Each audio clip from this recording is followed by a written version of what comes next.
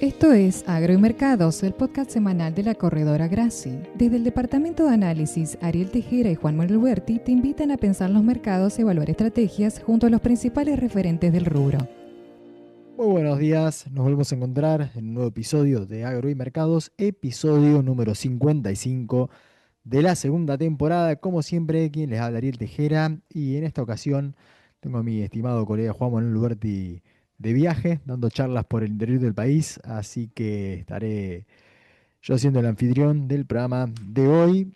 Un programa bastante interesante donde tenemos, bueno, como siempre, una personalidad invitada muy relevante, un economista, para analizar justamente todo lo que estuvo pasando esta semana y también para hacer un doble clic sobre el programa macroeconómico, ¿no? En general del gobierno, ¿no? Hay que recordar que tuvimos otra semana muy movida con una licitación, una semana corta en Argentina, con una licitación en la semana donde el rollover, bueno, no logró alcanzar la totalidad de los vencimientos y también algunas decisiones, ¿no? De último momento del gobierno para apuntalar esta situación. Así que bueno, hay mucha tela para cortar.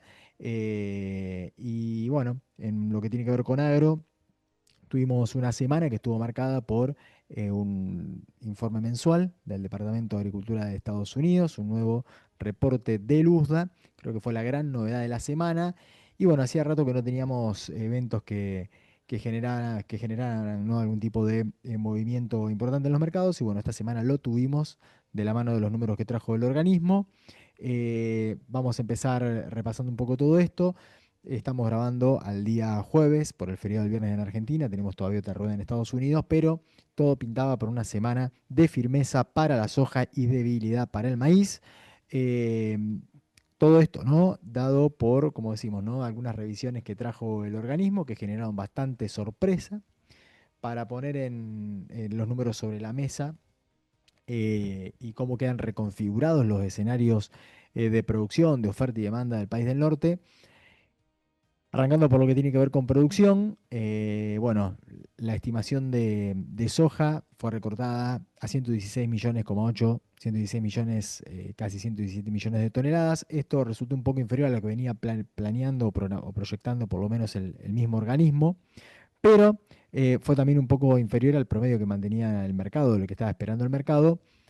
Situación que en alguna medida también se tradujo en una revisión de la hoja de balance, o mejor dicho, de lo que tiene que ver con los stocks finales. Tuvieron también algún lugar algunos otros cambios en la hoja de balance, pero cuando uno hace el neto, claramente el impacto de la menor producción queda, ¿no? Marcado o quedaría reflejado también en una hoja de balance, por lo menos oficial de USDA, que quedaría un poco más ajustada con stocks proyectados para el cierre de la campaña nueva en 7,8 millones de toneladas, en un escenario que estaría dando una relación stock-consumo que estaría ubicándose eh, por debajo del 7% aproximadamente. Y bueno, todo esto dando cuenta de un escenario un poco más ajustado que el que se preveía y con mercados, bueno, que no tardaron, ¿no? en reaccionar a estos números, ¿no? De todas formas, hay que tener en cuenta que hay que aprovechar las oportunidades que nos vaya dando la soja, porque la verdad es que el escenario de oferta mundial en general está bastante cargado, y sobre todo cuando uno piensa en la nueva campaña, donde todas las estimaciones privadas y también las mismas estimaciones que publicó Luz esta semana apuntan a una gran campaña sudamericana, sobre todo de la mano de Brasil, con un nuevo incremento de producción, una producción que podría llegar a superar los 170 millones de toneladas, en un mundo donde la oferta no está traccionando al mismo ritmo. Muy interesante sobre todo este tema que estuvimos charlando la semana pasada con Pablo Scarafoni, ¿no? Con nuestro invitado, de todo este escenario.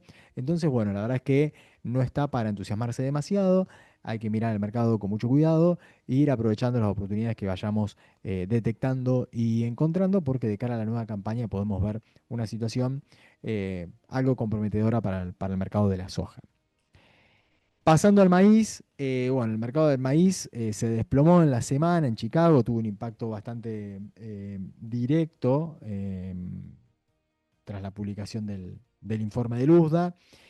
estábamos en una campaña maicera que ya apuntaba a hacer una gran campaña y bueno, que ya se venía previendo. Pero la realidad es que los números que puso Luzda sobre la mesa fueron realmente sorpresivos.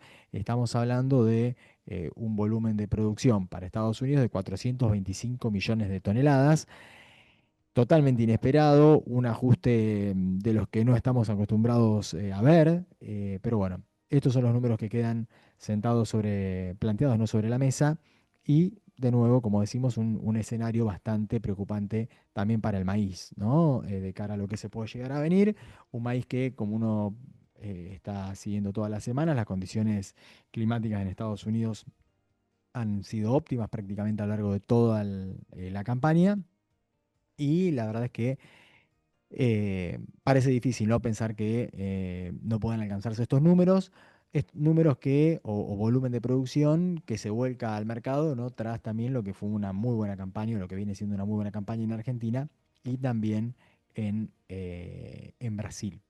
Así que bueno, también a tener mucho cuidado con el tema o con los mercados de maíz y con los precios y lo que nos queda para el resto del año.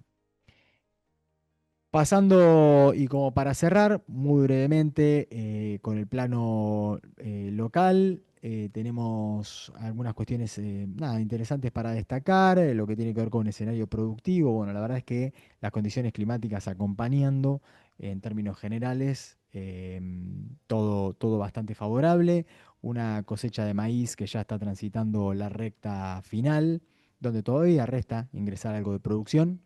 Y bueno, y un trigo también prácticamente sembrado en un contexto o bajo un escenario climático que resulta óptimo para casi todas las zonas productivas. Hay algunas zonas que sufrieron un poco más por excesos hídricos, pero la verdad es que eh, el trigo en general apunta a poder alcanzar o a concretar un ciclo, una muy buena campaña con escenario de producción que podría estar que podría estar pensado, que se podría estar proyectando arriba de los 20 millones de toneladas, 20, 21, 20,5, dependiendo de cómo siga evolucionando el clima. Así que bueno, la verdad es que todo bastante despejado, el plano climático, plano local, y bueno, y con mercados internacionales que con estos nuevos números ya veíamos y ya estábamos pensando en que iba a ser una campaña bastante cargada en Estados Unidos, pero estos números en algún punto, si bien dieron un espaldarazo a la soja, hay que tener en cuenta que vamos hacia ciclos bastante cargados por el lado de la oferta.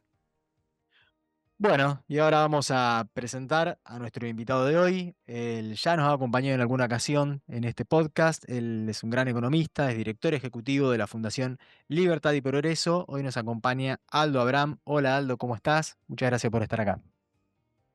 Muy bien, muchas gracias a ustedes. Siempre es un gusto charlar con ustedes, así que Bueno, la verdad es que qué mejor que tener a un economista de tu talla para charlar un poco de los acontecimientos de la semana y también, bueno, de la coyuntura en general, ¿no? Que viene dando mucha tela para cortar.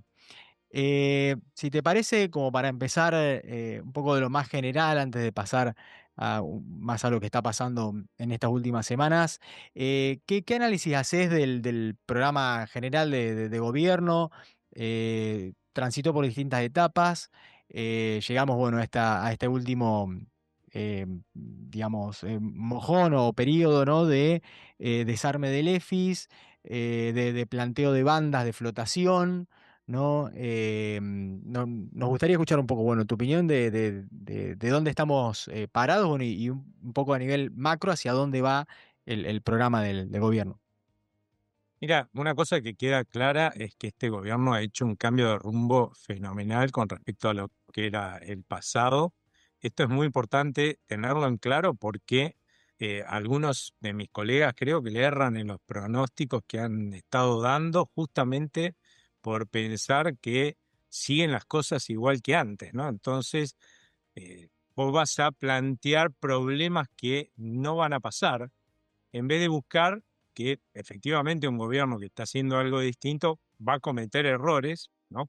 Pero van a ser distintos, ¿no? Buscar esos errores distintos, cuáles pueden ser sus consecuencias, en lo posible aconsejar, ¿no? Para qué es lo que hay que hacer para resolver eso y que no existan esas consecuencias negativas, sino anticiparlas para tus clientes, para que tus clientes puedan estar cubiertos ante esta posibilidad de que algo salga mal. Pero una cosa que tiene que quedar claro es que este no es el mismo país, ni tenemos el mismo manejo de la economía que en ningún momento anterior. Acá uno de los grandes cambios es, sin lugar a dudas, que se logró un ajuste del gasto público increíble. De hecho, ningún economista en la Argentina, me incluyo, logró o pensó que era posible bajar el gasto más de 4,5 puntos, que es lo que hizo este gobierno el año pasado como para cerrar las cuentas fiscales. De hecho, la presión tributaria no subió, porque si bien aumentaron a principios de año el impuesto país, ¿no? La realidad es que después lo bajaron en septiembre, lo eliminaron en diciembre, y a lo largo de todo el año, primero estuvieron bajando retenciones y otros tipos de impuestos. Y los que hablan de aumento de la presión tributaria se olvidaron un pequeño temita, que es el impuesto inflacionario. Si vos a todo esto le sumás la baja del impuesto inflacionario que hubo entre 2023 y 2024, claramente la presión tributaria bajó, no subió el año pasado, y eso justifica que todo el ajuste en definitiva se haya hecho a partir del gasto público, ¿no? Y como te decía, nadie pensó que ese ajuste se podía hacer. Ahora, uno diría, es cierto que gran parte de ese ajuste se ha hecho por licuación, como lo hubiera hecho, y lo reconocieron todos los demás candidatos a ministros de Economía, incluso Gabriel Ruinstein, que iba a ser el ministro de Economía de Massa, ¿no? Yo hubiera hecho lo mismo, más o menos lo mismo, dijo al inicio de este mandato, pero ninguno lo hubiera hecho con la profundidad que lo hizo este gobierno, eso es una realidad.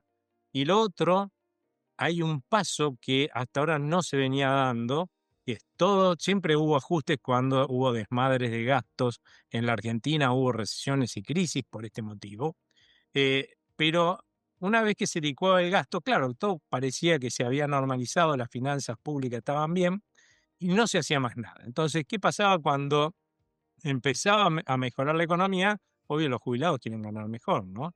La gente pide que aumente, digamos, el sueldo de los empleados públicos. Y así, conclusión, todo lo que vos habías logrado que adelgase el Estado por esa licuación de una devaluación muy fuerte, inflación altísima, se volvía a recuperar y al rato tenías el mismo déficit que antes, en una palabra, ¿no? Ahora, ¿qué es lo que está haciendo este gobierno y que también es un diferencial?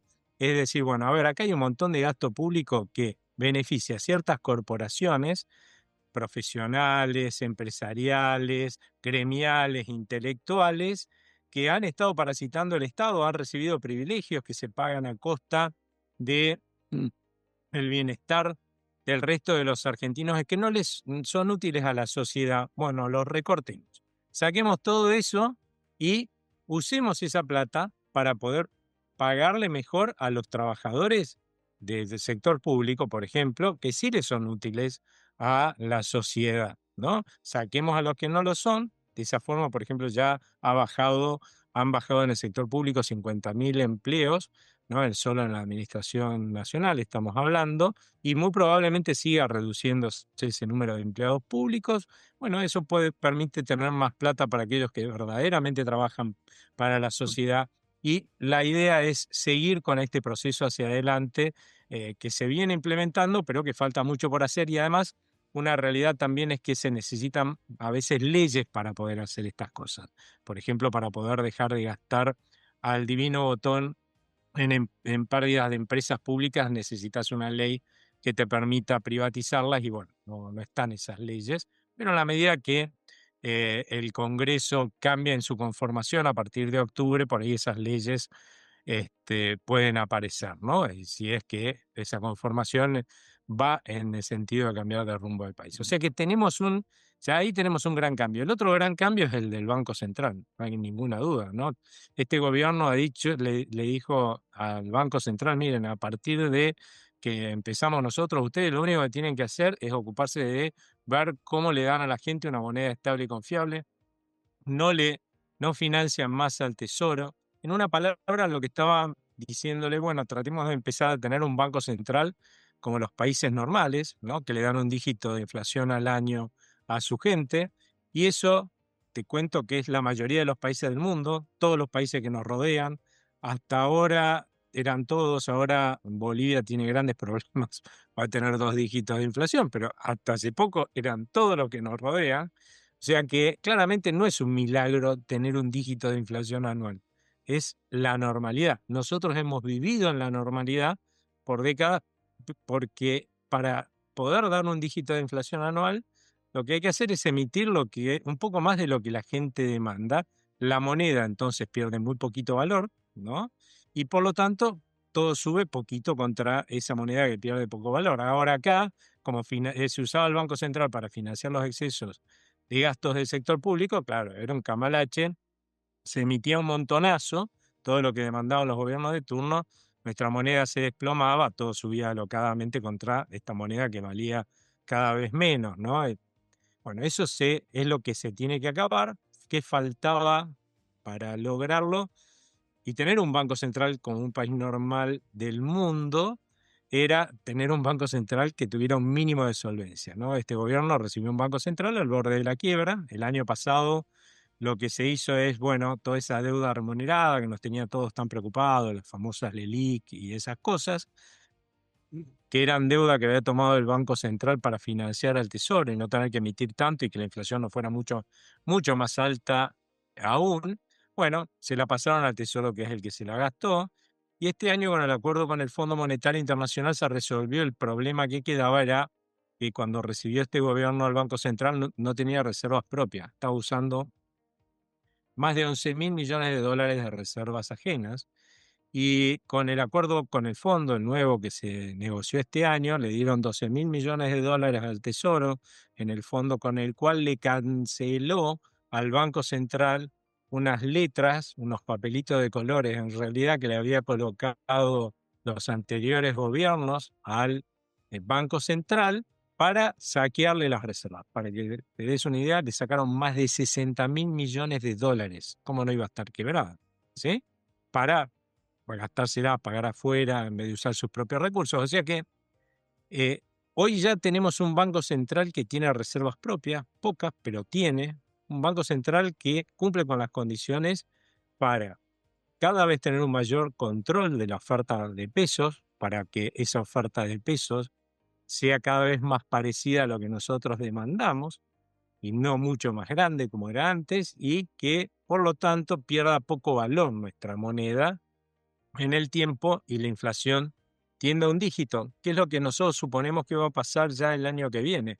Vamos a ver algo que antes pensábamos que era un milagro hecho realidad, que vamos a tener un dígito de inflación anual. O sea que esto yo creo que son los grandes cambios, más allá de que podemos hablar de reformas estructurales que están en marcha, como por ejemplo las de regulaciones que se han hecho para que la Argentina gane más en eficiencia, pero creo que los dos mojones fundamentales que justifican decir, bueno, acá algo ha cambiado profundamente con lo que sucedía en el pasado son estos dos, ¿no? Bien, muy, muy interesante toda este punto de partida que planteas y bueno, justo para hacer un doble clic en uno de los temas que tocaste, bueno, es como que uno de los grandes cambios no fue esto, no sanear al Banco Central, pero bueno, había como un excedente, ¿no? de liquidez en algún punto que, bueno, fue como absorbido, ¿no? por el Tesoro, ¿no? A través de otros instrumentos. Desde tu visión, ¿cómo esto, digamos, en alguna medida puede representar si bien es como que es una deuda que sigue estando, que en algún punto parecía ser como que hay un excedente de liquidez sobre el cual hay que seguir prestando atención y un poco, bueno, lo vimos quizás esta semana con esa licitación que no logró tener un rollover total y que, bueno, el gobierno apuntó a ver cómo rápidamente reaccionar con otra nueva licitación para la semana que viene para poder reabsorber también parte de esa liquidez. ¿Cómo, de todas formas, entendés vos que, bueno, esto efectivamente es un punto más positivo que lo tenga el Tesoro y no lo tenga el Banco Central? A Es estos que pasivos, ¿no? no es más positivo, es lo justo, ¿no? ¿Quién se gastó la plata? Es el Tesoro. Mm, El Banco Central no está para financiar gobiernos, que es lo que siempre nos han dicho y como siempre han actuado todos nuestros políticos y todos nuestros economistas mm, desde el gobierno, está para darnos una moneda estable y confiable. Si no queremos reconocer esto, que se reconoce en todo el mundo, bueno, estamos en un problema porque vamos a seguir siendo un país anormal como fuimos por décadas, ¿no? Ahora, si entramos a reconocer esto, claramente había que hacer esta transformación de un banco central absolutamente anormal. En el mundo, los bancos centrales, ¿cómo operan? Operan la cantidad o manejan la cantidad de moneda que hay en el mercado a través de la compra y venta de títulos del tesoro de ese país. En la Argentina, como nadie confiaba en los títulos del tesoro argentino, ¿no? Entonces era muy difícil hacer esto. Entonces, ¿cómo operaba el Banco Central? Con deuda propia, ¿no? Esta famosa deuda remunerada, estas LELIQs. Bueno, la verdad es que el haber hecho que el Tesoro le canjee otra deuda que tenía el Banco Central por estas letras, las LEFIs, ¿no? Al Banco Central, y que con esto el Banco Central le pudiera pagar la deuda a los bancos. Empezó a ser el Banco Central más normal, porque imagínate que ahora operaba como el resto de los bancos centrales, ¿no? Comprando y vendiendo títulos de deuda del Tesoro, pero con una diferencia, que estas LEFIs tenían un compromiso del Banco Central de que si un banco quería vendérselas, el Banco Central se las tenía que comprar, pero para comprárselas tenía que, por otro lado, emitir pesos, lo cual la verdad es que condicionaba un poco este manejo de la oferta monetaria. Ujú. En el mundo no existe este tipo de compromiso, ¿no? En el Banco Central. Entonces, claramente había que cambiar de esquema en algún momento. Después podemos discutir si fue oportuno, si debió haberse hecho más adelante, cómo se hizo. Estamos todos de acuerdo. Eso es discutible, siempre lo va a ser. Pero claramente el cambio había que hacerlo. Había que pasar de un esquema en el cual las LEFIs, cuando vencieran, había que liquidarlas Ujú. y que el Banco Central empezara a operar como operan el resto de los bancos centrales ya exactamente igual, comprando y vendiendo títulos que se cotizan en el mercado, ¿no? De cada país, del tesoro de cada país. Así que, lamentablemente, en todo este pasaje, sí, hubo una gran desprolijidad, quedaron gran cantidad de pesos que en julio, sobre todo, que se hizo este pasaje, quedaron gran cantidad de pesos de más en el mercado, no, el Banco Central y el Tesoro no hicieron, digamos, no lograron absorber todos los pesos que se emitieron para pagar las LEFIs, y eso claramente presionó en los tipos de cambio, ¿no? Porque obviamente más pesos en el mercado, menos valen, y tuvimos la suba del tipo de cambio, un aumento de incertidumbre muy grande, ¿no? Gente que vio esta suba del dólar se asustó, empezó a sacar sus ahorros en pesos y a ir también al dólar, ¿no? Y eso, en definitiva, es lo que hizo que las tasas de interés subieran, ¿no? No el hecho de que no hubiera un excedente de pesos en el mercado, que lo había, sino que estaba bajando el ahorro que hacíamos nosotros en el mercado doméstico y por lo tanto bajaba el crédito, y eso hace subir la tasa de interés. Mm. Y para superar eso, lo que hay que hacer, guste o no, es sacar todos los pesos que están de más en el mercado, mostrar que uno defiende el valor de la moneda para convencer a aquellos que se fueron del ahorro en pesos y los transformaron en dólares, que no, que la moneda argentina sigue siendo confiable, estable, y que quieran volver a ahorrar en el mercado local y de esa forma volver a generar crédito, y la tasa de interés ahí va a bajar, ¿sí? Va a bajar como consecuencia de una acción que vos hiciste. Si la haces a la inversa, que creo que por ahí esa es la discusión que hoy estamos viendo en el mercado, de esto que estoy planteando, ¿no? Emitamos más, no, porque claramente eso va a implicar que va a haber más moneda en el mercado, se va a depreciar más la moneda, la gente va a perder confianza, va a haber menos gente dispuesta a ahorrar en el mercado local, más va a subir la tasa de interés. O sea, es al revés, ¿no?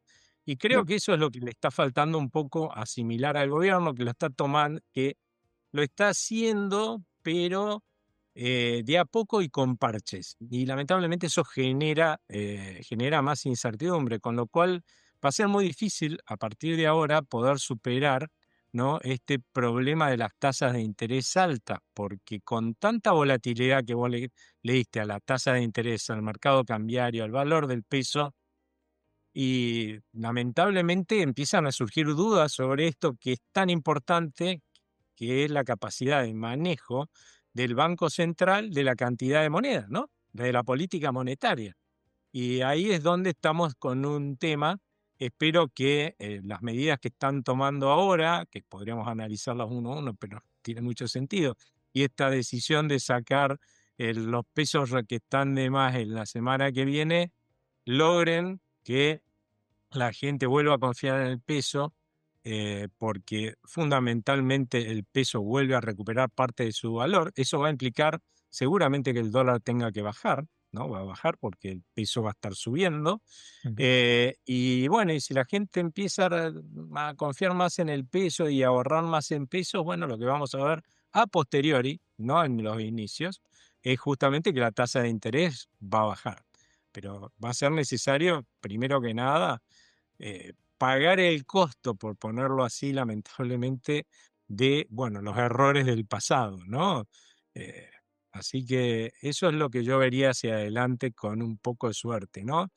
Más allá de que también es cierto que se aproxima un periodo preelectoral, los periodos preelectorales tienen incertidumbre creciente y luego por ahí de este ajuste que estamos hablando a la baja, ¿no?, de la tasa, la baja del dólar, después tengan una leve presión ascendente, ¿no? Pero eso es lo normal y esperable. Lo de julio no era esperable. Esto sería lo normal y Lo esperable, normal. ¿no? ¿Te da la sensación de que toda esta, un poco la volatilidad que estamos viendo, responde más bien a, justamente como decís vos, cambios de política, a lo mejor algún error en el timing o alguna cuestión de ese estilo, y no una cuestión de cambios drásticos en los fundamentos, ¿no? De la macro, digamos, por así decirlo? Como que al gobierno le quedarían todavía palancas para activar y tocar, en caso de que, antes de que se descontrole, ¿no?, la situación. ¿Coincidís con esa visión o te parece que es momento de empezar a preocuparse? No, no, acá hay que, hay que ser claros. O sea, por eso te hablaba de los dos grandes pilares que hoy tenemos, ¿no?, que son muy sólidos. Y eso es lo que no, a ver, volatilidad vamos a tener. Ujú, Imagínate cómo no vamos a tener volatilidad. En todos los países del mundo las elecciones generan incertidumbre. En ujú. un país con la inestabilidad de la Argentina, un prontuario casi te diría, no una historia de inestabilidad, ¿no? Es obvio que va a haber volatilidad, porque va a haber aumento de incertidumbre. Y es obvio que cuando vos te pones a pensar más en otros factores que fueron los que generaron volatilidad y que por ahí no focalizamos, pero el hecho de que hoy nosotros estamos haciendo todos un enorme esfuerzo, los argentinos, y un gran sacrificio para demostrar a los propios argentinos y al mundo que somos capaces de ser un país normal, ¿no? Tener las finanzas públicas controladas, tener un banco central que no emita lo loco. ¿No? Estamos haciendo todos un gran sacrificio y resulta que en el Congreso vos ves que empiezan a aparecer legisladores que te aprueban que gastos a más no poder, sin tener el financiamiento. Entonces, los argentinos y los extranjeros, nos preguntamos hoy, a ver, esto que estamos, este sacrificio que estamos haciendo todos, liderados, de cierto, por este gobierno, ¿es algo que todos queremos mayoritariamente o es el gobierno que dice vamos para allá y son ellos solitos, ¿no? Si es así, esto no tiene sustento. Ahora, ¿qué es lo que tiene que suceder para que nos convenzan ahora de que esto es sustentable en el tiempo? Pues y eso vamos a hacerlo nosotros, los votantes, cuando vayamos en octubre y elijamos a nuestros representantes. Si la mayoría de los que aparecen en el Congreso son legisladores que están por el cambio de rumbo, del partido que sea, pero que están por el cambio de rumbo y bueno, vamos a decir, acá hay una mayoría de la sociedad que quiere ir para allá, esto es sustentable en el tiempo y seguramente a partir de ahí, bueno, todas las decisiones que habremos dejado de tomar económicas, ¿no? Fundamentalmente consumo e inversión, a la espera de este dato las empezaremos a hacer y, por ejemplo, eso nos va a generar un gran crecimiento hacia adelante, ¿no? Con más inversión. Y, pero hasta que esto no pase, evidentemente nos va a mover el mercado, las encuestas, o el día que aparezcan, o lo que vayan haciendo dentro del Congreso, las necesidades de vetos, si alguien puede, si los vetos se puedan revertir. Va a ser una etapa con volatilidad. Ahora, como tener los pilares sólidos, eso no va a implicar una crisis. Ese es el punto. Bien. Está bien, podemos haber visto en el manejo de esta transición de los LEFIs una mayor normalidad en el manejo de la oferta monetaria por parte del Banco Central, algunos errores que generaron mucha volatilidad. Pero también lo hemos visto en el pasado. Hoy nos sorprendemos porque el dólar está por arriba de 1.300, pero recordá que a mediados del año pasado estuvo por arriba de 1.500. Bueno, los errores que se cometieron en ese momento después se subsanaron y el dólar llegó a estar los paralelos, ¿no? Cerca de 1.100 a finales del año pasado, ¿no? Sí, sí. Después volviste a tener algunos problemas. Tuvimos en marzo 1.300, ¿no? Y después 1.100 y pico. O sea, evidentemente a veces hay errores, somos humanos, ¿no? Así que se pueden cometer errores, más en un esquema que está cambiando para bien, pero ese proceso de cambio implica hacer, y bueno, cuando uno hace a veces se equivoca, ¿no? Si no haces nada, no te equivocas. Y bueno, el punto acá es que el Banco Central ahora subsane esto que pasó, que por ahí se pudo haber evitado, sí, pero bueno, ahora hay que subsanarlo para recuperar la confianza de la gente, pero no hay nada grave de fondo, porque justamente hoy tenés un banco central que tiene los instrumentos monetarios para resolver los problemas. Y no tenés más algo que sí tenías antes, que era un gobierno gastando de más. Entonces, la disponibilidad de crédito era fundamental para la solvencia fiscal.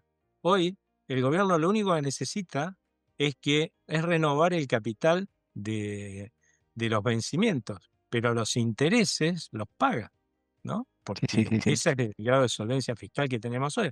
Con lo cual no necesita más endeudamiento neto. Y eso da la posibilidad de tener una economía mucha más sólida como para aguantar estos cambios fuertes que vamos a tener en términos de incertidumbre, ¿no? Bueno, así que a estar tranquilos y atentos.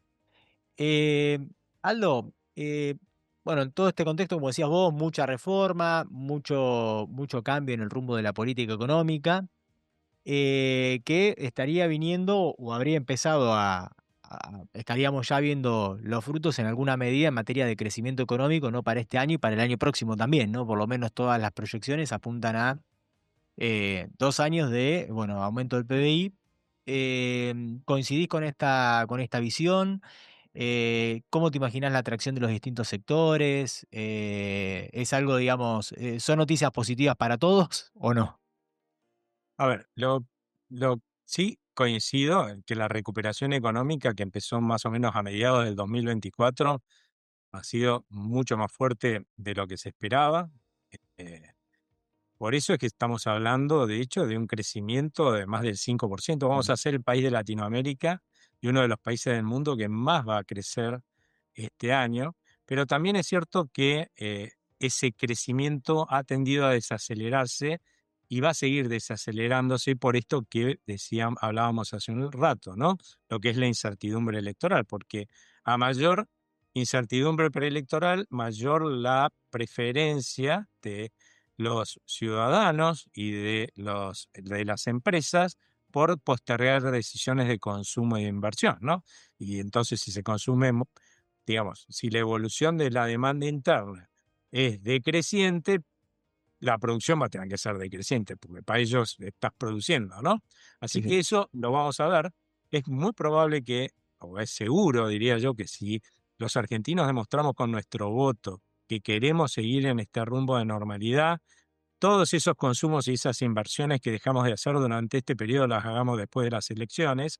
Y es más, que empiece mucha más gente, más argentinos y extranjeros a confiar en que esto es un país que va a ir a la normalidad, y empecemos a invertir mucho más y a consumir mucho más de lo que de lo que estábamos consumiendo ahora. Y eso va a llevar a tasas de crecimiento fuertes hacia adelante. Los países que hicieron este tipo de cambios tan drásticos como estamos haciendo, que ojo que Nosotros nos pensamos que somos siempre originales, pero no es así, ¿eh? Ha habido muchos países que nosotros tardamos más, ¿eh? Que hicieron tuvieron el ciclo de que a partir de más o menos los 30, los 40 empezaron a declinar, habiendo sido países importantes y después, pero la mayoría en los 70 o 80 empezaron a cambiar sus políticas y hoy son países desarrollados: Nueva Zelanda, Canadá, Irlanda, España. Hay un montón de estos países que hicieron lo mismo que nosotros, ¿no?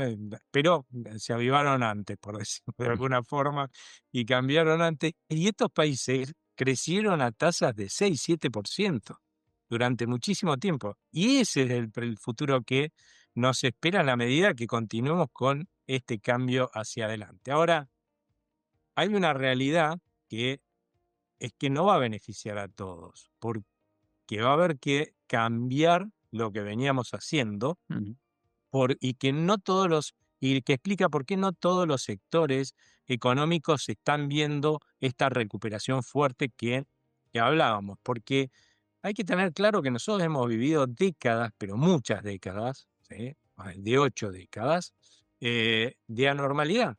Con lo cual hemos tenido un aparato productivo que se tuvo que estructurar para sobrevivir en esa normalidad. Ahora, si alguien piensa que un aparato productivo que se tuvo que adaptar a la anormalidad es el mismo que va a ser viable en la normalidad, estamos perdidos. Y es cierto que hay sectores, por ejemplo, los sectores que estuvieron protegidos tanto tiempo y que eso les permitía ganar plata a costa de vendernos a los argentinos lo mismo, pero mucho más caro, ¿no? A costa del bienestar de todos nosotros. Esos sectores no van a crecer, van a decrecer, ¿sí? Y es más, algunos por ahí hasta van a desaparecer. Y está bien que sea así, porque si no, quiere decir que queremos volver a seguir viviendo como vivíamos en el pasado.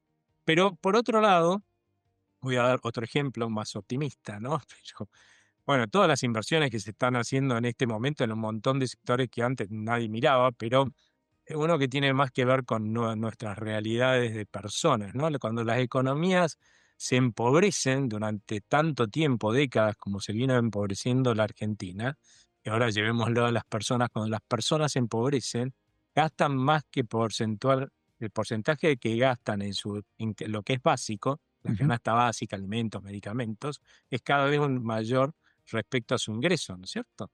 Cada vez tienen menos plata para gastar en todas esas cosas que son prescindibles, pero que son las que te aumentan tu bienestar, ¿no? En definitiva, ¿no? Todos los servicios, ¿no? Personales, por ejemplo.